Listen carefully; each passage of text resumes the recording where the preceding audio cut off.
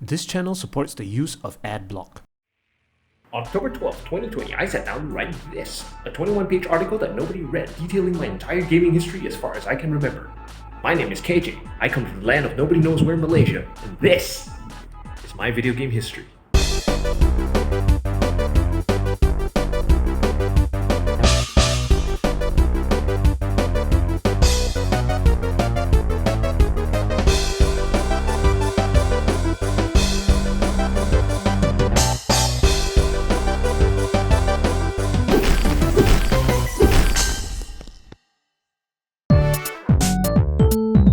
Alright, you've seen the title, so you know exactly where this episode is going, so let's jump straight in. We're gonna be going into some really classic stuff for like PC, Windows, DOS kind of thing, and I really mean like classic, like the best definition of that word, because everyone who grew up in that era has some kind of memory interacting with these games, and they're so ubiquitous with the personal computer experience in that time that even if you didn't own a PC, you probably know what these games are. Alright, so let's jump straight in. Welcome to Joust VGA! This is the MS-DOS or PC version of the very famous game Joust. And the original came out in like 1982, so it should be earlier in the series, but I played the PC one. So the PC one came out in 1990, I believe, but it's essentially the same game. And I'm not going to spend a lot of time on this game because I had to test it a little bit, and I realized through my testing of this game that I hate this game now. I hate it. Its controls are lame, it's very irritating, and it's hard as hell. Like, I honestly don't remember how I managed to play so goddamn many hours of this game. I really don't remember why I could play this game for so freaking long. Anyway, yeah, the controls are really horrible because, you know, this is in an age where input for direction stays. So once you start going your hands off the keys, you would just keep going anyway. So yeah, so if your bird was higher than the opponent's bird, you would hit them and they would die and they turn into eggs and you have to go and collect them. And then long enough, a creature would come out to kind of just hurry you along, I guess. And yeah, you can kill that creature if you jousted your little stick directly in its mouth. And that was very hard to do. So yeah, I really don't know why I have, you know, memories of having fun with this game, because this game is not very fun. The controls just suck.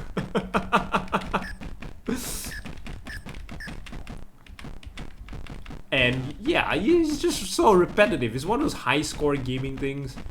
And yeah, and you know, because you would bounce and retain all of your speed and momentum if you were going like full speed and you hit a wall or something, you would just retain all of your momentum, and it was just so hard to control.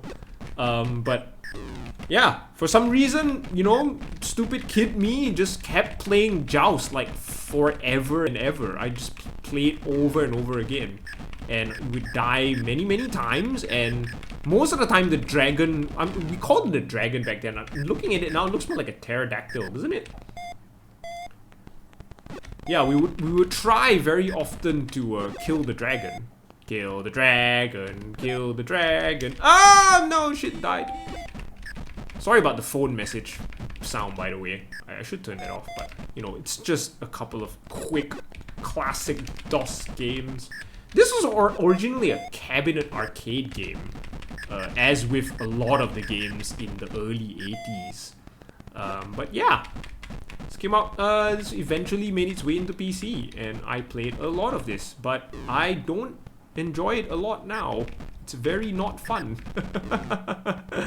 Alright, I've had enough of this. I don't want to play this anymore. Moving on! Alright, this is the ultimate classic. Like, So many people have memories of playing this game. And this is one of those games. This is ski free, by the way. This is one of those games that came out a lot later than you expect it to come out.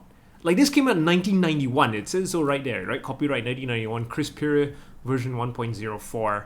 And yeah, 1991. You'd expect this thing to come out in like the 80s or something like that, you know, because 80s gaming was so much further along in like consoles and NES and all that kind of stuff. This is something that you expect to come out on the Atari 2600 or something like that. But yeah, this is 1991, the PC.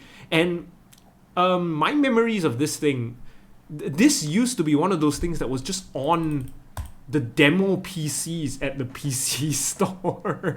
Like, it was this and Freddi Fish, I think, were the two things that were always on. They were always on the PCs as demos, and I never actually knew that there was a game here to be played. Because usually by the time I played, you know, this thing, we'd go to the PC store, my dad would have to get some CDs of some encyclopedia or something like that. We go to the PC store, me and my brother would just, you know, randomly play this thing. And we didn't know that there was a game here. We didn't know that there was points to be had by doing tricks. I didn't even know that there were multiple game modes. I just thought you just ski for as long as you could. You know, and keep going. And sometimes, you know, we play the game and it would already be past, like, oh, sorry, my quick bar came up there. It would already be, yeah, so 483. It would already be past this point, right? Sometimes, because it was on a demo PC, right? People would be playing this thing already, and it would already be past this point. So we didn't know that there was a start point. We didn't know that there were buttons to reset the game. So we just ski for fun, you know, and we'd hit the ramps where we could. Like, you know, you try your best to crash into the dogs, hit the stones, try like crash into some of the surf, you know, the snowboard kind of guys. You'd hit some of these ramps that existed and just do tricks. And we didn't know that there was a game. And, you know, once you'd skied far enough down the finish line, and you kept going, and eventually the bear would come out and eat you. And that's what everybody's memories of this game was the bear coming out. And us as kids, us dumb kids, would think that the game was actually to avoid the bear, which obviously you can't, right? Because the bear is programmed there to end the game, basically, so that you don't ski endlessly and then restart the game. But yeah, if you just kept going and kept going and kept going, eventually you reach far enough down the distance and the bear would be there, right? Yeah, he's at 2,000 meters, and no matter what you try and do, you would always get eaten by the bear. So that's just it. But there's an actual game here, right? Like, there's a slalom mode that you can go down, and it's all about beating your high score, right? So we go down, yeah, you miss some of the slaloms, and I actually didn't know that this whole thing even existed. Like, it was quite a while later when I revisited this, and, you know, I was like, huh, what was that weird ski game that we used to play at the PC store? And I realized that, oh, that it's ski free, and then you can play it in your browser now and stuff like that. And yeah, and realized that was, hey, shit, there's an actual game here to be played. Like, you can actually learn to control this thing and beat your high score and see how fast you could make it down the hill, like slalom, and there you go, boop, there, 42 seconds 68. That was my high score. And then you just reset, and then you try a different game mode. This one's the one with the trees. Yeah. Oh, I missed the first flag. Genius. So yeah, there's an actual game here to be played. It's a very simple game, and yeah, it came out in 1991, but this is ski free, and it still exists. Like, this is a classic of PC, right? Most people who grew up in the era where PCs were becoming very much a home gaming system, and everyone started having PCs at home. This was one of the things that you definitely remembered playing. Yeah. And it's probably one of your first, like, quote-unquote games. And it's such a simple concept as well. It's just, I don't remember controlling it with the mouse, though. I kind of have memories of playing this with the keyboard. But yeah, you can just control it with your mouse. Just swing it from side to side and just go down the slalom hill. Try and get the fastest score possible. And ta-da! 115. I did 103 earlier. Anyway, yeah, that's ski free, quick and easy and painless. You can go and download this now, and you can play it in your browser as well and just have a little bit of fun. All right, next. All Alright, and this is the other classic trip down memory lane. This is Gorillas, or gorilla.bas. QBasic Gorillas. I'm running this on the DOS version because I couldn't get the QBasic version. It starts with a little blue screen. If you go look it online on your browser, you can find the one that has the blue screen QBasic startup. So yeah, and also this is one of those games that came out a lot later than you thought it did. This is 1991 again. And yeah, this game is kind of like the template for a lot of future games. The genre of like two people on either side shooting stuff at each other. And you know, it's the template for like games like Worms and stuff that came out much later, mobile games, you know, Angry Birds and blah blah blah. Except this one, you basically had to, you know, input everything manually. So it's potato head versus head potato. Let's play the 5 rounds. Yeah, let's do Earth Gravity. Let's view the intro. So the intro is nothing much. It's just like 2 gorillas and, you know, yeah, they just do this. So I'm also running the game on DOSBox, and I don't know the exact settings to make this thing run smoothly because it doesn't seem like it wants to run smoothly. The speed of the bananas are really slow.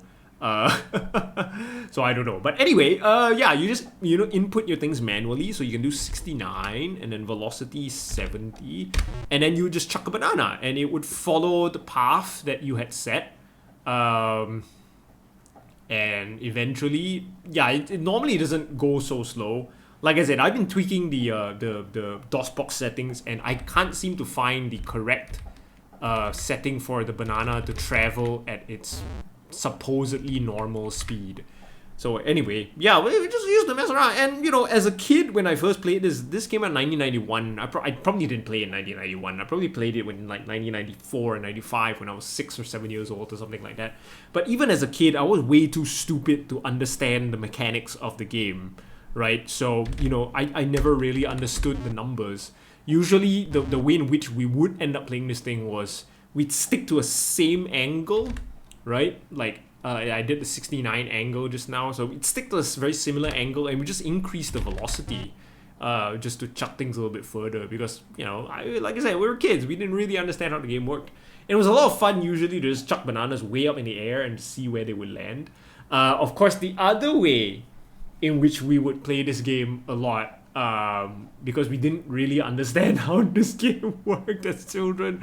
We didn't understand the math that was involved. There was wind speed and all that kind of stuff. Man, these bananas are coming down. Is we just put angle 0, right? And just put velocity 100. And you would end up just chucking a banana like straight across.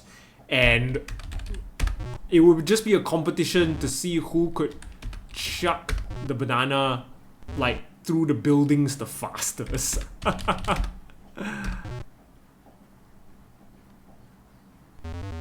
Yeah, oops, I may have keyed in way too high of a number. Yeah, I just end up killing myself. But yeah, we would just drill a hole through the buildings. If you chucked the banana hard enough through the buildings, right? So 0, and then what's the max velocity that you could go? Was it 999? Was it 500? You could throw it 123. What was the maximum? So yeah, you see, it would like totally speed through, and you know, it was 128. And if you go fast enough, like it would, you know, jump the holes. I'm just gonna repeat this process. You would actually be able to dig a hole like pretty quickly through the buildings. And it would just be a competition to see who could, like, you know, who could dig to the other person faster. And eventually, you dig a hole big enough and the banana would just go completely through and yeah, hit whoever it was. Yeah, this is not running at normal speed. I mean, the actual speed in which this game runs is a lot faster, but DOSBox is not cooperating into letting this thing run at its correct speed. So yeah, so we're almost there. We're digging our way through. And you just cut the building off, and then the banana would eventually go through and hit him, and you would win. And that's how we would play it as kids. You'd see who could dig through the buildings faster and kill the other guy with a banana. Oh, 1991 gaming was pretty silly.